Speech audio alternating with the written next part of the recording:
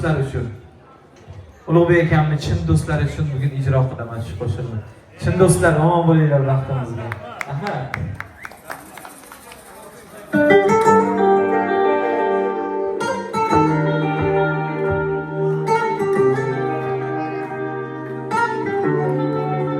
Ulug'bek akamizning chin do'stlari uchun.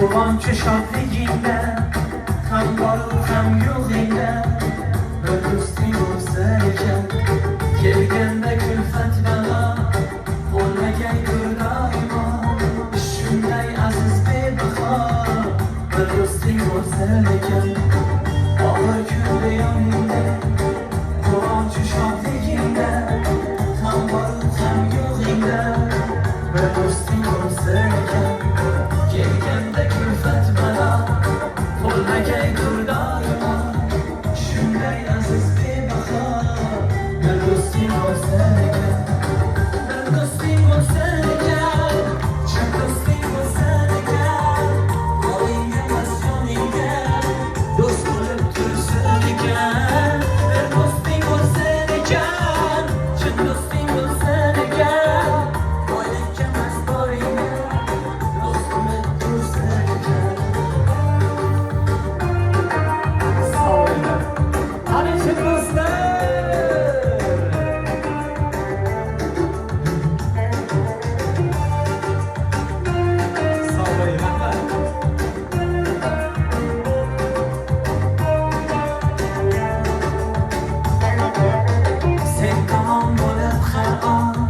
Yüz o'girmay hech qachon ko'ksini qilib arqon bir do'sting bo'lsan ekan olis ketsang kutguvchi seni deb qayg'uruvchi dardingni tinglaguvchi bir do'sting bo'lsan ekan sen tomon bo'lib hayron yuz o'girmay hech qachon ko'ksini qilib arqon bir do'sting bo'lsan ekan ketsang kutguvchi seni deb qayg'uruvchi dardingni tinglaguvchi bir do'sting bo'lsan ekan bir do'sting bo'lsan ekan chin do'sting bo'lsan ekan molingga emas yoningga do'st bo'lib tursin ekan bir do'sting bo'lsan ekan chin do'sting bo'lsan ekan molingga emas boringga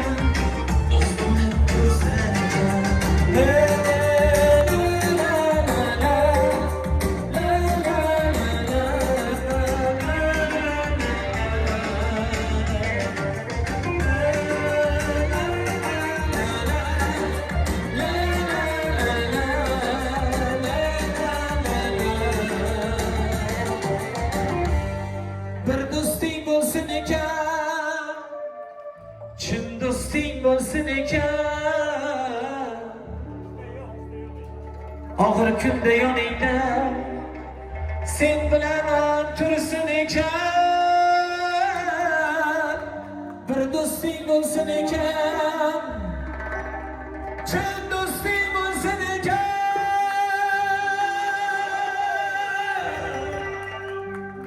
yaxshi kunda yoningda to'y qilganda yoningda bugungiday sen uchun tursin ekan